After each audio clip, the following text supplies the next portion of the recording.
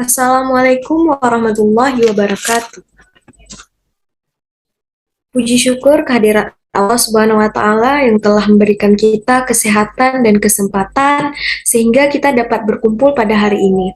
Salawat dan salam kita sanjungkan kepada Nabi besar Muhammad SAW yang telah membawa kita dari alam kebodohan ke alam yang penuh dengan ilmu pengetahuan.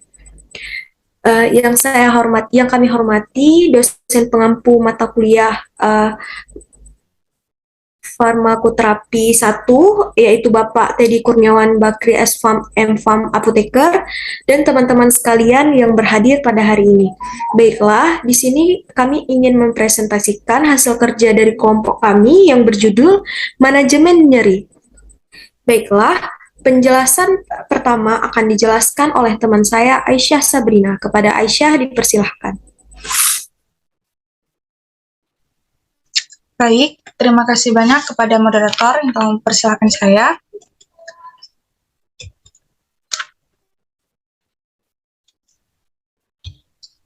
Jadi di sini saya akan menjelaskan terkait nyeri akut. Jadi nyeri akut merupakan nyeri yang timbul mendadak dan berlangsung sementara. Nyeri ini ditandai dengan adanya aktivitas saraf otonom. Jadi bentuk nyeri akut ini dia terbagi dua, ada nyeri somatik sama nyeri visceral. Dikatakan nyeri somatik kalau yang terkena itu merupakan organ somatik seperti kulit, otot, sendi, tulang, atau ligamen, karena di ligamen tersebut mengandung kaya akan nociceptor. Nah, nociceptor ini merupakan saraf afferent primer, di mana dia berfungsi untuk menerima dan menyalurkan rangsangan nyeri. Nah, selanjutnya ada nyeri visceral. Nah, kalau nyeri visceral ini, dia kalau misalnya yang terkena itu merupakan organ visceral atau organ dalam yang meliputi rongga toraks, serta rongga abdomen ataupun rongga pelvis. Jadi nyeri somatik ini dia bentuknya nyerinya tajam, sementara nyeri visceral ini bentuknya itu nyeri tumpul. Dan untuk nyeri somatik itu umumnya dapat dilokalisasi, sedangkan nyeri visceral itu tidak dapat dilokalisasi. Maksudnya di sini, untuk nyeri visceral karena dia sukar untuk dilokalisasikan, sehingga nanti nyerinya itu bisa menyebar ke organ-organ yang lain. Nah, untuk patofisiologi nyeri akut, itu terjadi bila adanya kerusakan jaringan ataupun ancaman terjadinya kerusakan jaringan. Maka nanti akan menyebabkan beberapa mediator inflamasi itu kayak prostaglandin dia akan meningkat dan teraktivasi. Nah, jika mediator si prostaglandin tadi teraktivasi, maka nanti secara otomatis dia akan mengaktifkan reseptor nociceptor yang nantinya akan menghasilkan sensasi nyeri. Nah, jadi untuk lebih jelasnya, untuk patofisiologi nyeri akut ini dia ada 4 tahap. Jadi yang pertama itu ada transduksi, transmisi, persepsi, dan modulasi. Jadi, nah yang pertama itu ada transduksi. Transduksi ini merupakan suatu proses di mana nanti akhiran saraf eferen itu dia akan menerjemahkan stimulus ke impuls nociceptis. Stimulus ini maksudnya misalnya pas kita contohnya itu kayak pas kita kena jarum. Nah, itu merupakan contoh stimulusnya. Pas kita kena tusukan jarum, nanti proses transduksi ini dia yang akan menerjemahkan stimulus tersebut.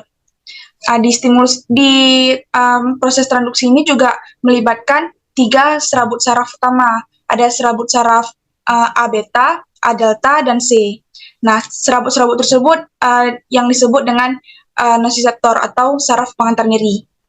Selanjutnya, setelah terjadi proses transduksi tadi, selanjutnya yaitu proses transmisi. Setelah stimulus tadi diterjemahkan, selanjutnya stimulus itu nanti terjadi proses penyaluran impuls di proses transmisi ini. Proses penyaluran ini itu terjadi di medula spinalis. Nanti impulsnya itu menuju ke cornu dorsalis yang ada di medula spinalis. Dia itu melewati sepanjang traktus sensorik sampai ke tujuannya, di mana tujuan dari impuls tadi itu adalah otak kita. Nah, jadi stimulus tadi kan diantarkan tuh oleh saraf aferen. Setelah diantarkan oleh saraf eferen menuju cornu dorsalis dan traktus sensorik sampai menuju ke otak. Nah, itu proses transmisi, yaitu proses penyaluran stimulus tadi. Setelah terjadinya proses transmisi, selanjutnya terjadi proses modulasi. Nah, kalau proses modulasi ini merupakan proses pengubahan transmisi nyeri. Modulasi ini terjadi di cornu dorsalis juga, dan dibantu atau dirangsang oleh reseptor opioid, yaitu ada mio, ada kappa, dan ada delta. Jadi di modulasi ini stimulus nanti itu diolah sehingga menghasilkan suatu respon. Nah, respon tadi itu dikirim ke proses persepsi. Nah, di proses persepsi inilah nanti kita mulai sadar kalau kita itu merasakan nyeri. Tadi kan di transduksi tadi itu terjadi proses penerjemahan stimulus, kemudian disalurkan.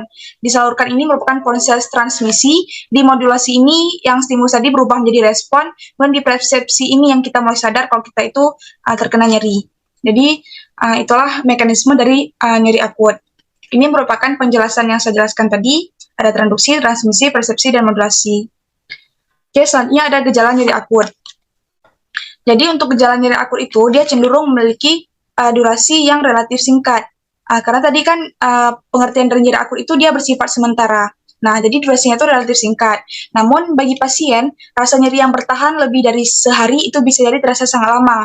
Untuk tanda dan gejala nyeri akut yang paling umum itu ada nyerinya tajam. Justru bagian yang nyeri itu dia akan berdenyut. Rasanya kayak terbakar dan tertusuk, juga akan kesemutan, lesu, dan mati rasa. Jadi selain ada gejala umumnya, untuk pasien dan nyeri akut itu ada tanda dan gejala mayor maupun minor. Yaitu untuk tanda dan gejala mayor, secara subjektif atau secara yang kita lihat melalui mata, yang kita bisa melihat perasaan yang dirasakan oleh pasien, nah itu pasien itu mengeluh nyeri. Nah, kalau secara objektif, pasien ini dia tampak meringis. Habis itu juga dia bersikap protektif. Maksud bersikap protektif ini, dia misalnya di tangan dia tuh terkena nyeri. Nah, dia waspada supaya tangan dia ini nggak kena sama yang lain, nggak kena sama benda yang lain. Selain itu, dia juga akan merasa gelisah, justru frekuensi nadinya juga meningkat dan sulit tidur. Nah, untuk tanda dan gejala minornya, secara subjektif, nggak ada gejala minor dari nyeri akut. Kalau untuk secara objektif, nanti nyeri akut itu ditandai dengan tekanan darahnya meningkat, pola napasnya berubah, nafsu makannya berubah, proses berpikirnya terganggu, dia juga akan menarik diri, bisa berfokus pada diri sendiri, dan diapauresis. Diapauresis ini dia keringat dingin. Keringat yang bukan dihasilkan karena kita melakukan aktivitas olahraga ataupun karena suhunya, enggak. Tapi karena memang terjadi secara tiba-tiba, misalnya secara karena bukan sebab karena panas ataupun karena dingin. Jadi diapauresis ini dia keringat dingin. Nah, selanjutnya untuk penanganan nyeri akut. Jadi untuk penanganan nyeri akut, pertama kali itu pasien nanti menjalani proses diagnosis supaya tahu penyebab nyerinya tuh apa.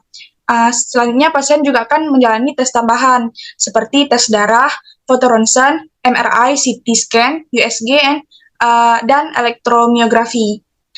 Selain itu, pasien juga akan menjalani rest, ice, compression, and elevation.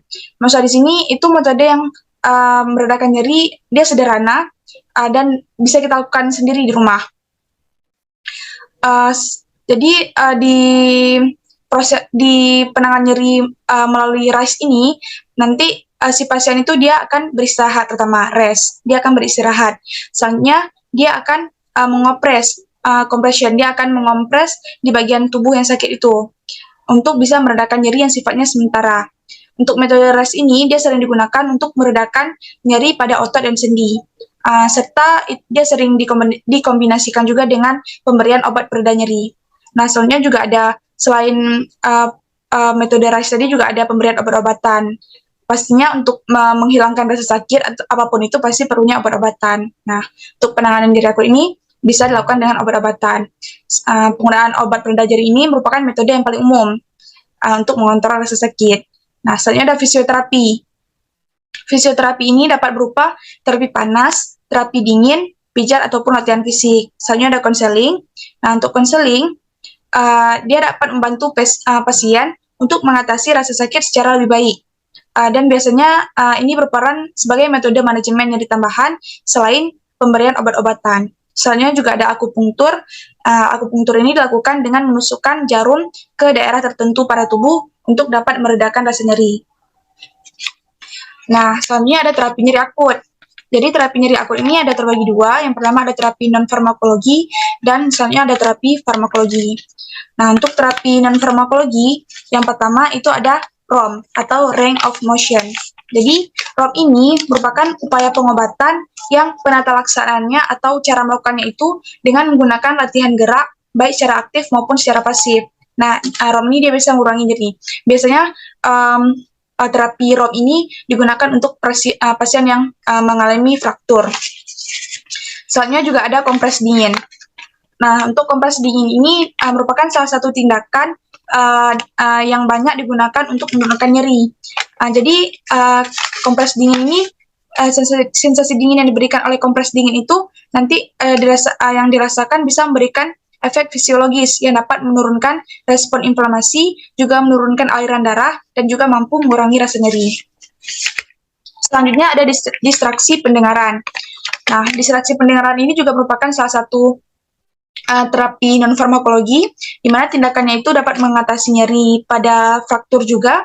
Jadi individu yang mengalami kesakitan nanti akan merasakan rileks saat mendengarkan musik atau sejenisnya. Kemudian yang terakhir ada relaksasi nafas dalam. Nah, relaksasi nafas dalam ini dia efektif digunakan untuk menurunkan skala nyeri yang dirasakan. Jadi relaksasi nafas dalam dapat memberikan perubahan yang dirasakan oleh tubuh secara fisiologis yang bersifat emosional serta sensorik. Relaksasi nafas dalam ini merupakan salah satu terapi non-farmakologi yang dapat memberikan efek relaksasi yang dapat menurunkan skala nyeri dengan merangsang susunan saraf pusatnya, yaitu otak, dan sumsum tulang belakang, guna untuk memproduksi pengeluaran hormon endorfin yang membantu menurunkan skala nyeri yang dirasakan. Selanjutnya juga ada terapi farmakologi. Nah, terapi farmakologi ini yang pertama ada golongan analgesik dan opioid. Jadi untuk non-opioid ini dia bekerja dengan cara menurunkan produksi prostaglandin melalui mekanisme berantai asam arakidonan sehingga dia dapat mengurangi jumlah rangsangan nyeri yang diterima oleh sistem saraf pusat. Nah, untuk opioid analgesik ini dia kelompok obat yang memiliki sifatnya itu sama kayak opium atau morfin. Nah, golongan obat ini digunakan untuk meredakan atau menghilangkan rasa nyeri seperti pada fraktur. Dan yang terakhir ada adjuvan. Untuk lebih lanjutnya, terapi farmakologi ini nanti akan dijelaskan oleh teman saya. Baik, sekian dari saya kembalikan kepada moderator. Terima kasih kepada Aisyah. Selanjutnya akan dijelaskan oleh saya sendiri. Baiklah, di sini saya akan menjelaskan tentang nyeri kronik yang mencakup patofisiologi, gejala, pemeriksaan, dan terapi yang dapat diberikan pada penderita nyeri kronik. Nyeri kronik didefinisikan sebagai nyeri yang berlangsung sampai melebihi perjalanan suatu penyakit akut, berjalan terus-menerus sampai melebihi waktu yang dibutuhkan untuk penyembuhan suatu trauma, dan terjadi secara berulang-ulang dengan interval waktu beberapa bulan atau beberapa tahun. Berbeda dibandingkan dengan nyeri akut yang berdurasi pendek atau singkat, dia berlangsung lebih lama dan terus berulang. Sehingga nyeri kronik ini bisa menjadi tanda gejala atau diagnosis penyakit tertentu. Istilah nyeri kronik juga sering digunakan untuk merujuk pada berbagai kondisi klinis yang berhubungan dengan nyeri yang persisten atau berulang. Contohnya artritis, nyeri sendi, nyeri punggung bawah kronik, nyeri kepala, neuropati diabetik, dan nyeri yang berhubungan dengan proses metastasis pada tumor dan kanker. Next.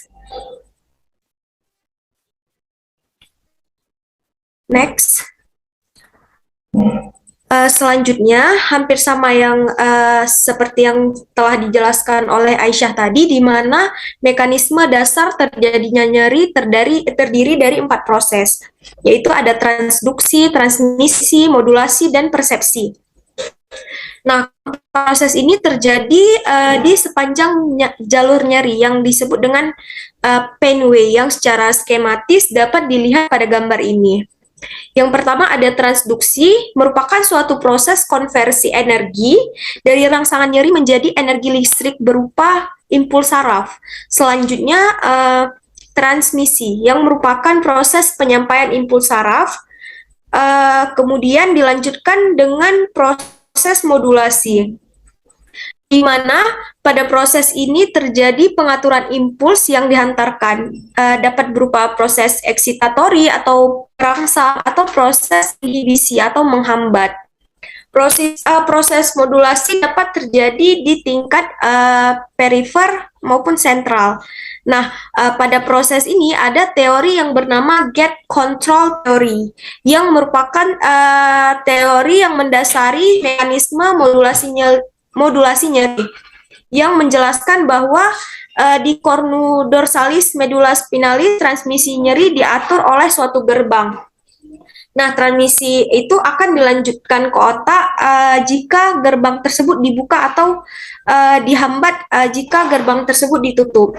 Selanjutnya yang terakhir ada persepsi, yang merupakan proses akhir dari mekanisme terjadinya nyeri, yang mana terjadi apresiasi atau pemahaman impuls saraf yang sampai ke susunan saraf pusat sebagai rasa nyeri. Next. Nah, patofisiologi nyeri kronis. Patofisiologi nyeri melibatkan susunan saraf yang kompleks di jaringan otak yang ditindaklanjuti oleh rangsangan aferen untuk menghasilkan pengalaman yang kita kenal sebagai rasa sakit. Pada nyeri akut, modulasi ini berumur pendek, tetapi dalam beberapa situasi, perubahan dapat bertahan namun nyeri kronis berkembang.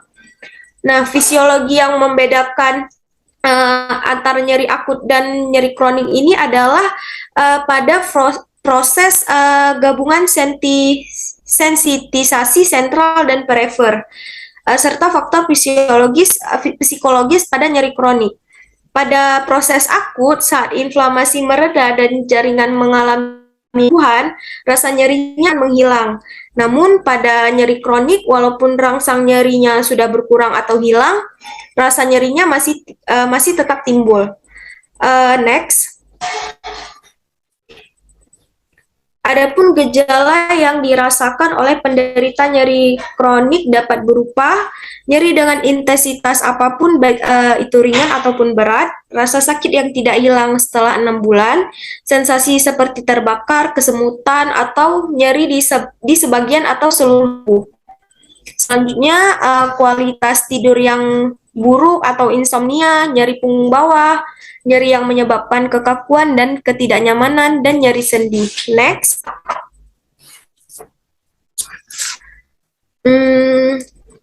Selanjutnya, berdasarkan sumber yang saya dapatkan berupa modul pengkajian nyeri kronik yang didasarkan pada tesis karya Astrid Pratidina Susilo, merupakan mahasiswa pendidikan dokter spesialis anestesiologi dan terapi intensif Fakultas Kedokteran Universitas Indonesia tahun 2018.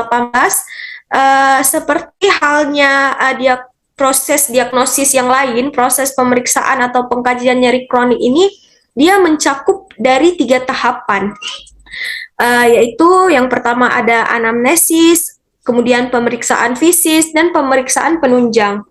Di mana anamnesis nyeri kronik ini mencakup beberapa komponen, misalnya masih terkait lokasi, onset, kualitas nyeri, serta faktor yang mengurangi atau menambah nyeri.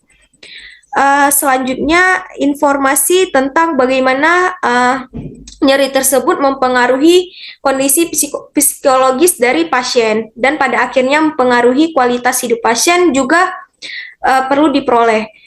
Di bawah ini terdapat gambar yang menunjukkan algoritma yang dapat digunakan sebagai kerangka anamnesis kronik. Kemudian sesudah didapatkan hasil dari anamnesis tadi, selanjutnya dilakukan pemeriksaan fisis terhadap sistem tubuh tertentu. Pemeriksaan fisis ini dia bertujuan untuk melihat asal dan dampak nyeri terhadap fungsi tubuh. Penilaian fisiologis pada dasarnya dilakukan terhadap respon motoris tubuh terhadap nyeri. Ekspresi wajah, gerakan, laju nadi, laju pernafasan, atau tekanan darah juga dapat memberikan informasi tentang intensitas nyeri atau sudah seberapa parah sih nyeri tersebut dirasakan. Selanjutnya, yang terakhir dia dilakukan pemeriksaan penunjang.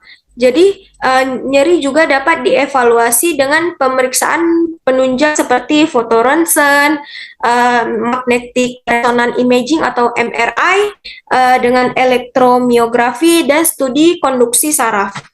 Next.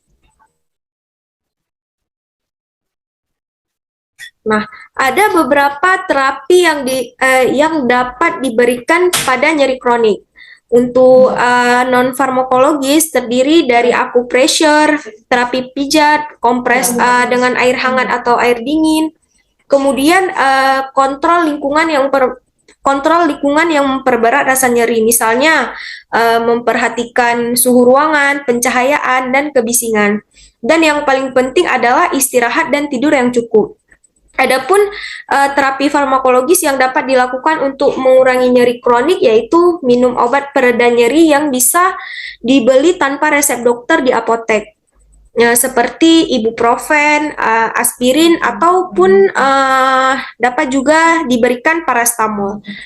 Kemudian ada alternatif lain dapat berupa terapi injeksi steroid yang dapat diberikan secara berkala dengan jangka waktu tertentu.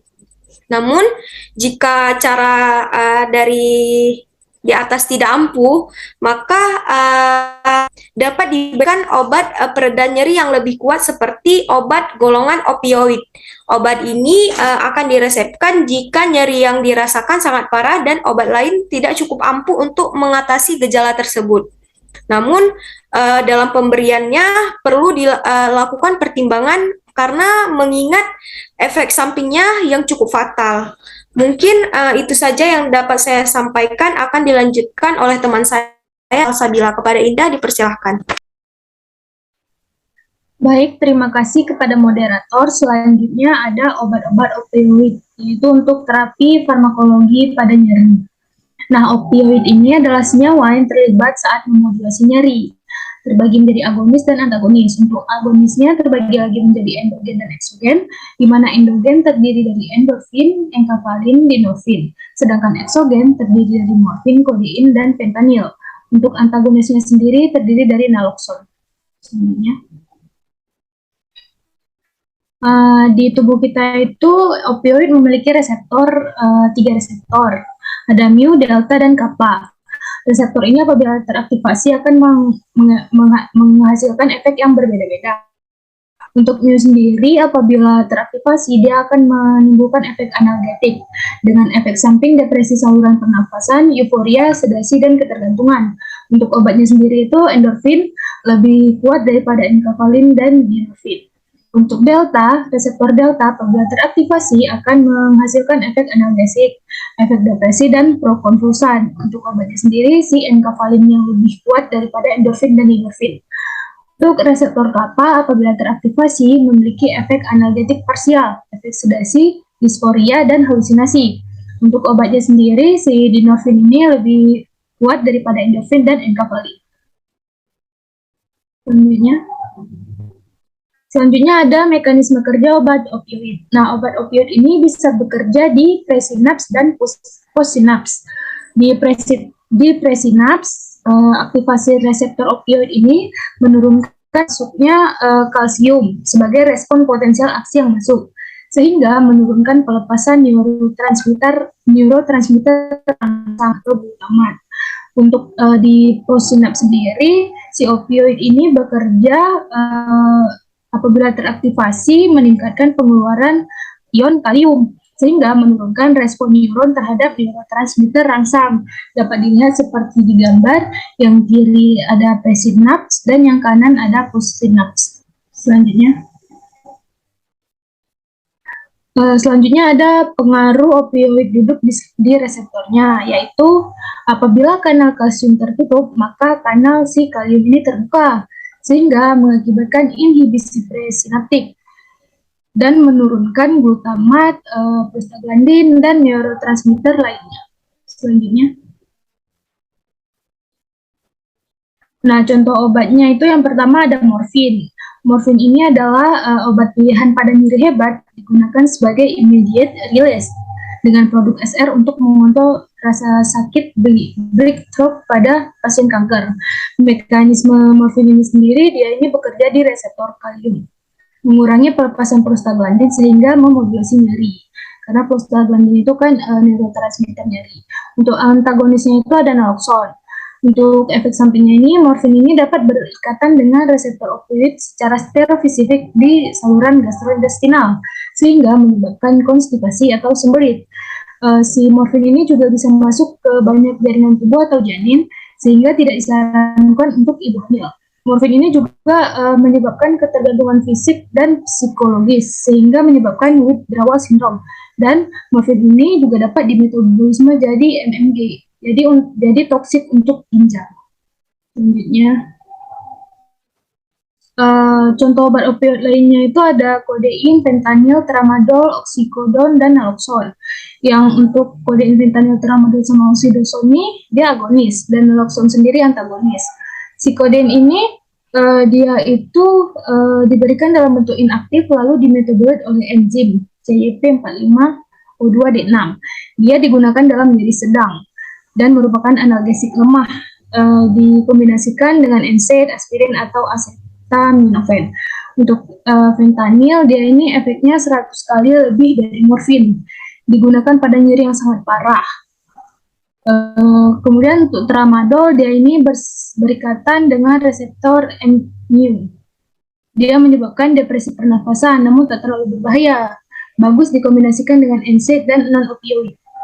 Untuk oksikodon, dia ini dimetabolit enzim CYP45O2D6.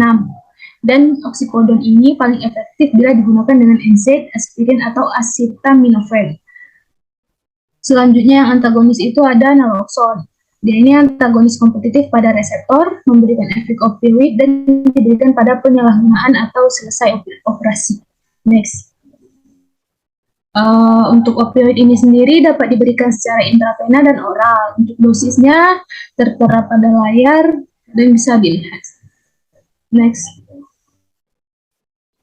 Nah, untuk efek samping secara umum, obat-obat opioid ini dapat menurunkan tekanan darah, menyebabkan sedasi, sembelit, mual, adiksi, dan depresi saluran pernafasan. Sekian dari saya kembalikan ke moderator. Baik, terima kasih pada Indah. Selanjutnya akan dilanjutkan oleh teman saya Jihan Salsabila. Pada Jihan dipersilahkan. Baiklah, di sini saya akan menjelaskan mengenai obat-obat non-opioid. Selanjutnya, sebelum kita membahas lebih lanjut mengenai obat-obat non-opioid, alangkah lebih baiknya kita mengenal lebih dahulu apa itu prostaglandin. Prostaglandin ini merupakan mediator inflamasi, nyeri, dan juga demam. Dia terlibat dalam pembekuan darah di TXA2, lalu juga terlibat dalam sekresi mukus untuk perlindungan saluran cerna terhadap asam lambung di PGE2 dan juga PGFA2 alfa, lalu dia juga akan bekerja secara lokal di jaringan di mana ia dihasilkan. Jadi, di mana ada luka, itu maka akan dihasilkan prostaglandin yang akan bekerja di reseptornya dan memediasi proses inflamasi. Nah, si prostaglandin ini, dia ini penyampai pesan nyeri, namun dia bukan neurotransmitter. Nah, sebelumnya saya juga akan menjelaskan mengenai proses yang dihambat oleh obat-obat NSAID. Jadi, ketika kita mengalami suatu luka atau kerusakan jaringan, maka tubuh akan memproduksi fosfolipid, di mana fosfolipid ini akan menghasilkan arachidonic acid yang nantinya akan diubah menjadi prostaglandin oleh enzim COX-1 dan juga enzim COX-2. Jadi, di manakah kerja dari si NSAID ini? NSAID ini itu akan bekerja dengan cara menghambat enzim siklooksigenase atau COX yang fungsinya mensintesis prostaglandin. Nah, ketika arachidonic acid diubah menjadi prostaglandin oleh si COX-1, maka akan muncul persepsi rasa nyeri. Jadi, COX-1 ini jumlahnya tuh ada banyak banget di jaringan-jaringan tubuh. Dan tugasnya itu mensintesis prostaglandin fisiologis, terutama di bagian mukosa gangster, ginjal, platelet, dan juga endovaskular, yang nantinya dapat mempengaruhi vasodilatasi dan juga tekanan darah. Nah, jadi ketika si COX-1 ini dihambat, maka fungsi-fungsi dia ke mukosa, ginjal, dan lainnya itu akan terganggu. Sementara si COX-2 ini, dia itu akan terinduksi apabila ada stimulus yang berupa inflamasi oleh sitokin. Fungsi kerjanya itu sama kayak si sintesis prostaglandin, namun prostaglandin yang berperan di sini itu adalah prostaglandin yang berperan pada proses inflamasi dan juga demam. Jadi seperti yang udah saya paparkan bahwa obat NSAID ini itu memiliki dua klasifikasi, tergantung dari cara kerjanya.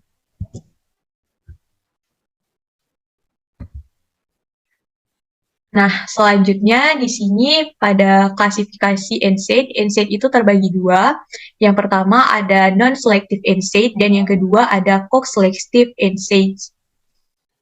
Kalau misalnya si non-selective NSAID itu dapat kita lihat bahwa panahnya ini menghambat COX-1 dan juga si COX-2.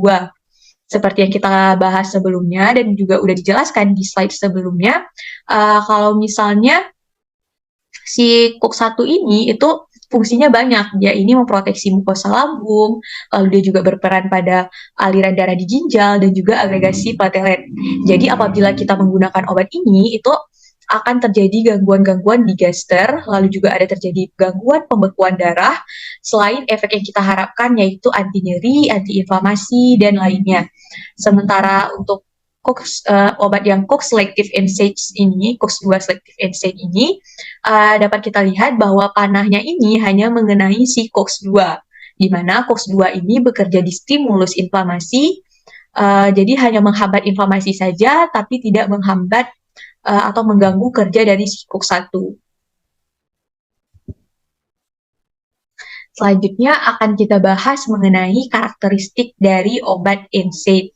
Jadi, sebagai antiinflamasi, NSAID ini menurunkan aktivasi dan juga sensitisasi nosiseptor perifer yang nantinya dapat menurunkan respon inflamasi. Lalu, sebagai analgesik, dia juga menurunkan sensitisasi neuronal atau primitif analgesia. Lalu, untuk variabilitas dosisnya itu lebih kecil daripada opioid. Jadi dia ini nggak seperti opioid yang memiliki therapeutic window yang lebar. Lalu dia juga tidak memiliki efek ketergantungan. Seperti yang dibahas oleh pemateri sebelumnya, kalau misalnya obat opioid ini pada manajemen nyeri itu pada SSP ada efek toleransi dan juga withdrawal syndrome. Sedangkan si NSAID ini dia itu tidak berpotensi untuk menimbulkan ketergantungan ataupun adiksi. Lalu pada obat NSAID ini itu juga tidak ada efek samping seperti depresi saluran nafas, perubahan pupil, maupun efek kognitif.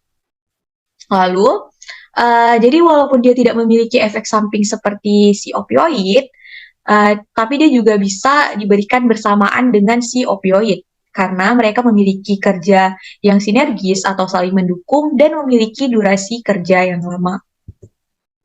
Selanjutnya di sini ada 4 golongan dari obat opioid, non-opioid.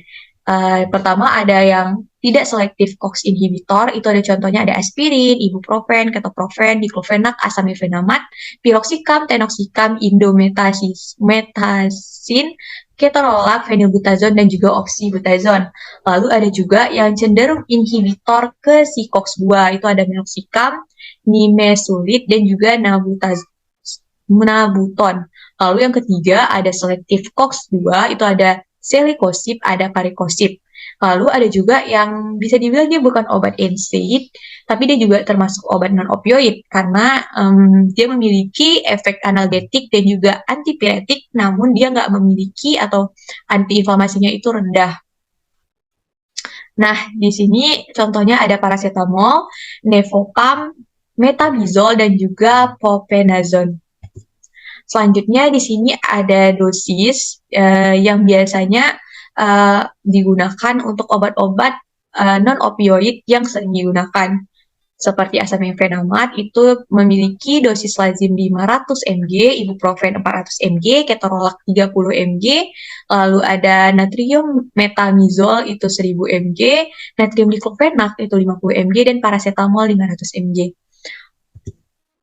Lalu, efek sampingnya, jadi si NSAID ini, seperti yang kita ketahui, dia itu menghambat enzim siklooksigenase agar mediator nyeri tak terbentuk. Namun sayangnya enzim ini itu bukan cuman menghasilkan prostaglandin, tapi dia juga membentuk prostasiklin, PGI1, PGI2, PGI3, PGF2 alfa, dan juga tromboxan. Di mana prostacyclin, PGI2, PGE3, PGF2 alfa, dan tromboksan ini memiliki beberapa peran yang akhirnya juga ikut terhambat. Seperti efek sampingnya itu dapat mengiritasi lambung, di mana PGI2 ini itu menghambat sekresi asam lambung. Dan PGE2 itu pelapisan mukus untuk proteksi lambung, sehingga karena dia ikut dihambat, maka itu lambung akan lebih mudah teriritasi, karena di sini nggak ada yang melindungi si lambungnya. Jadi untuk pemberian obat yang tidak selektif COX-2 ini, itu harus dibarengi dengan makanan-makanan yang tidak mengiritasi lambung. Selanjutnya ada resiko pendarahan, di mana ketika COX itu dihambat, tromboksan tidak terbentuk, sehingga pendarahan akan terus berlanjut dan tidak ada agregasi platelet. Lalu yang ketiga ada vasokonstriksi ginjal, di mana prostaglandin ini itu berfungsi untuk pengaturan aliran darah di ginjal. Ya ini vasodilasi arteri aferen. Ketika prostaglandin ini nggak ada, maka akan terjadi yang sebaliknya, bukan vasodilatasi, tapi yang terjadi vasokonstriksi, yaitu aliran darah ke ginjal itu jumlahnya sedikit. Baiklah, selanjutnya kita akan membahas mengenai penanganan nyeri menurut WHO. Nah, setelah kita membahas mengenai obat opioid dan juga obat non-opioid, pasti kita akan bertanya gimana sih cara pemberian obat tersebut dalam manajemen nyeri. Nah, jadi menurut WHO itu dia menggunakan prinsip step leader, di mana step 3 itu ada strong opioid, non-opioid, yang dibarengi dengan non-opioid, dengan atau tanpa adjuvan, sedangkan pada step 2 itu menggunakan weak opioid, non-opioid, dengan tanpa adjuvan, dan yang step terakhir itu menggunakan non-opioid dengan atau tanpa adjuvan, di mana non-opioid itu contohnya ada paracetamol, aspirin, dan juga obat-obat NSAID, sedangkan untuk weak opioid itu ada tramadol dan juga kodein, dan untuk strong opioid itu ada morfin, fentanyl, dan juga buprenorfin.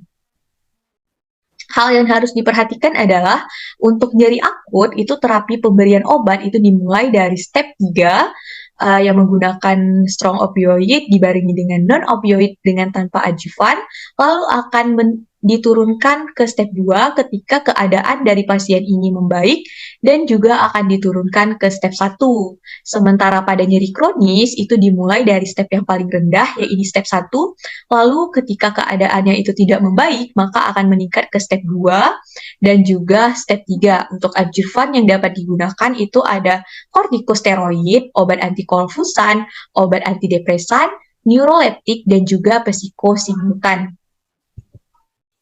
Lalu, selanjutnya ada monitoring terapi. Yang pertama, itu akan dilakukan penyesuaian dosis untuk pasien yang memiliki kelainan hepar dan juga ginjal. Di mana dosis ini harus diturunkan. Karena apa? Untuk pasien yang mengalami kelainan hepar dan ginjal, itu maka akan terjadi penurunan kemampuan tubuhnya untuk memetabolisme dan juga mengekspresikan obat. Di mana kalau dosisnya ini nggak diturunkan atau sama seperti orang yang normal, maka konsentrasi obat atau kadar obat di dalam plasma darah itu akan tinggi, yang dapat menyebabkan toksisitas. Selanjutnya, untuk opioid itu pertama akan diberikan secara oral. Untuk obat opioid sendiri itu opioid oral ini akan diberikan setelah opioid intravena. Jadi yang pertama dikasih itu ada opioid intravena dulu, baru setelah itu diganti dengan opioid oral. Selanjutnya, setiap pasien itu wajib terpasang pulse oximetry, di mana pulse oximetry ini dia merupakan suatu alat yang mengukur kadar oksigen atau saturasi oksigen. Dia tuh kayak berbentuk klip yang akan dipasang di jari pasien. Lalu, untuk pulse oximetry ini sendiri itu biasanya digunakan untuk pasien yang mengalami nyeri akut atau yang diberikan obat opioid. Selanjutnya, itu akan menggunakan analgetik adjuvan, di mana seperti yang kita ketahui, kalau analgetik adjuvan ini itu dapat meningkatkan efektivitas analgetik, lalu mengobati nyeri yang sifatnya spesifik seperti neuropatik, dan juga mengurangi keluhan penyerta dari nyeri tersebut. Maaf, selanjutnya ada transisi. Transisi ini dilakukan setelah pasien itu bisa makan dan nyerinya itu sudah berkurang atau udah ke step nyeri sedang. Lalu diperlukan penurunan rate infusion pump ketika penggunaan opioid secara kontinu lebih dari 5 hari. Selanjutnya diperlukan penurunan infusion rate 25% per hari untuk menggunakan incidence withdrawal effect. Lalu untuk oral opioid itu akan dimulai dengan penurunan infusion rate. Dan yang terakhir itu perlu dilakukan observasi dan penyesuaian dosis selama transisi. Baik, sekian presentasi dari kelompok kami. Mohon maaf apabila terdapat kesalahan. Billahi taufik wal hidayah. Assalamualaikum warahmatullahi wabarakatuh.